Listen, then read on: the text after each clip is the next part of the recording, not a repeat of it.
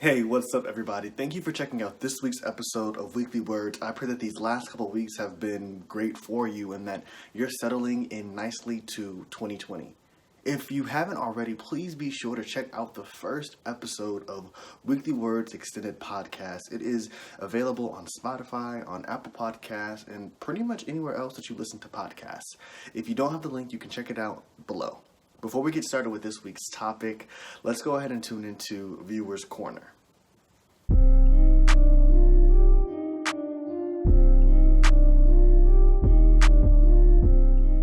Hi, my name is Nia. My word of the year is increase. A lot of times when we think of the word increase, our minds go to finances. And yes, we want finances. That's a good thing. But it also means increase in faith, in knowledge, in wisdom, in understanding, intimacy with God, increase in intimacy with our friends and our families, and our creativity, right? So I believe this year is a year that we operate from an overflow because we will have so much increase in every area of our lives, so that when we're giving and we're serving, we're not working from the cup that is meant for us, but we're actually working from the overflow that God is going to give us and the increase that He'll bring into our lives. Yeah. Thanks, Nia. I'm so excited to see what increase looks like for you throughout the course of this year, and I'm believing with you, and can't wait to hear about it. And this kind of attitude of increase, I think, stems into what I want to talk about today, right? So today's topic stems from something that I heard in a speech for one of our speakers at a conference a couple of years in the past, and it's been so powerful that it's actually stuck with me over the course of these last couple of years. And at the conference, the speaker told us about the story of how whenever humans try to keep elephants, how they do that to keep them from wandering and running away.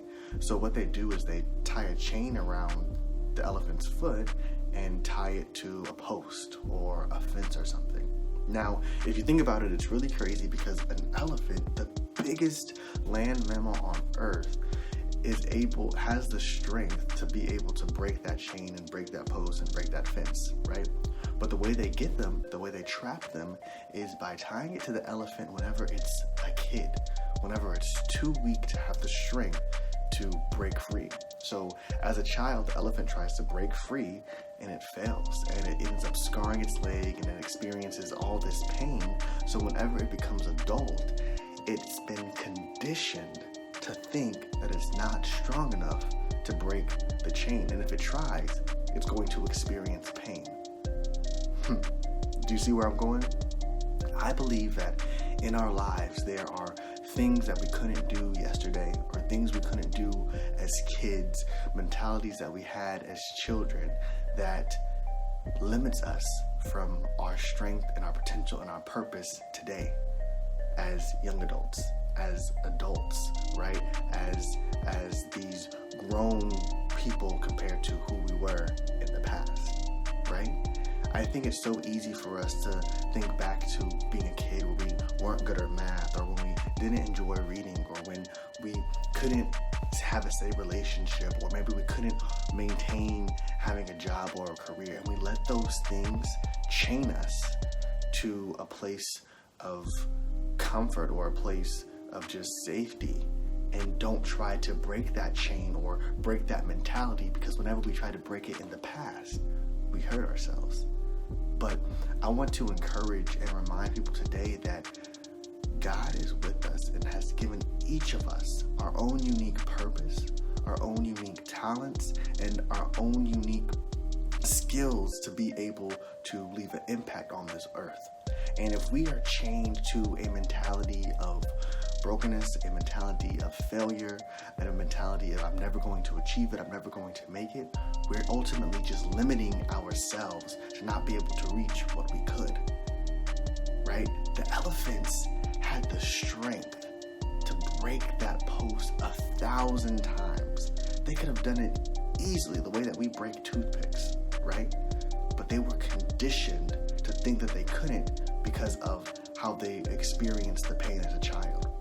So I ask you today, What things from your past are you holding on to and allowing you to hinder your mentality, hinder your posture, your attitude, your mindset to be able to, or hindering yourself thinking that you can't overcome those things, right?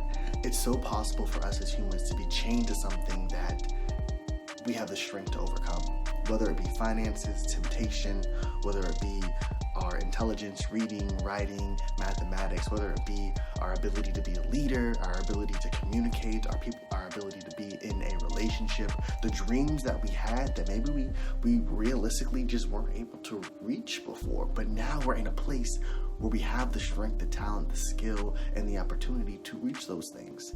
Unchain yourselves.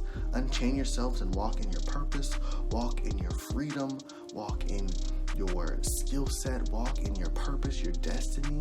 It's time to move. Nothing can chain you down because of the strength we have in God and the talent and destiny He has given each and every one of us. Unchain yourselves.